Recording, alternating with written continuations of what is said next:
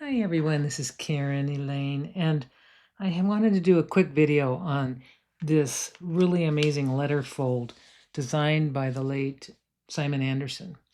And this fold is it's really versatile, it's really easy, and it's just beautiful. So I wanted to share it with my members first. So I have members only early access to my videos.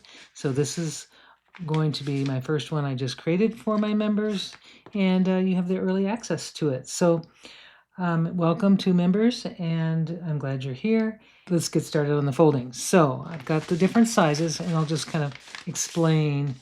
So this is a 8 1/4 by 11 3/4 sheet, so it looks like that size. 8 1/2 by 11, it's a little difficult to do, but you can fold it out of an 8 1/2 by 11. You can cut a 7 3/4 by 11 for this size, or an 8 1/2 by 12. It's a little bigger. So, you can play around with the dimensions a little bit. This one is 6 inch by 4 1/4 inch, and this is a 6 by 4. And I think these are adorable. You can just, out of these little small sheets, you can tuck them into someone, just give them to somebody. And then what I did was, in this one here, you can see I did a little hand lettering, which if you are interested in learning amazing hand lettering skills that become your own, I would suggest the Willow Wanders Love Your Imperfect Letters course. That's how I developed my handwriting. And I just did this with an acrylic marker and did a little drawing. And then now I have this really cool letterfold that I can gift, or it's just something that makes for just a wonderful little sentiment. Or you could put a gift card inside and maybe write something, maybe not this small of a gift card, but something on the bigger side. So I'm going to show you how to do it on the larger sheet. The larger sheet will be easier for you to see. So this is the 7 3/4 by 11 inch, and I'm going to start with the outside down. So the letter will be inside here, or if you're going to write a letter, just do it right in here. So you just need to fold this in half in this direction and open it up. And you'll need to fold these corners down to the crease you just made. You want them to match. So before I really commit, I always kind of make sure they match, and then I make my sharp crease. You want these areas to match, and you want it to meet the center crease. Now you're going to fold up the bottom edge right up to those raw edges and leave a little gap, just like that, a little gap. So it's a very small gap between the raw edges. And then you're going to take this edge you just folded and fold it back up as far as it'll go, just along that crease right here. Okay. Now you're going to take the top and you're going to fold it down, and you're going to fold it to about 1/4 inch above the bottom. And you want it to lay right on that middle crease, and then give it a nice crease. Okay. And now you're going to take these edges here. This edge here is going to come, you're going to fold it over so that it lays right next to this crease, and you want it to line up at the bottom, like so. Okay. And you're going to take this side and do the same thing. Bring it over, line it up, and just bring it right over to that place there. Now with your what you're going to need to do next is you just leave this flap down so you can see what you need to do next. You're going to take this and you're going to fold this at an angle, and you're going to see underneath, you can see right, if I show you right here where this fold is, you can see, I'll show it to you so it's easier.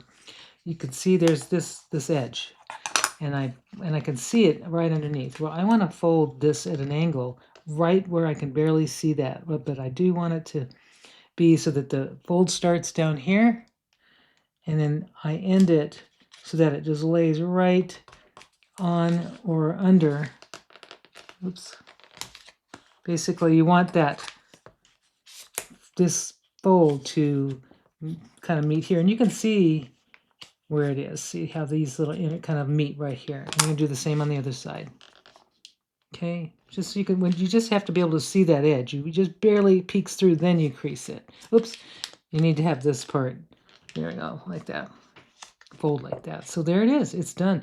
Now all I need to do is take these little tabs and then lay the flap over that tab and then just tuck it into that bottom. And look how gorgeous that is.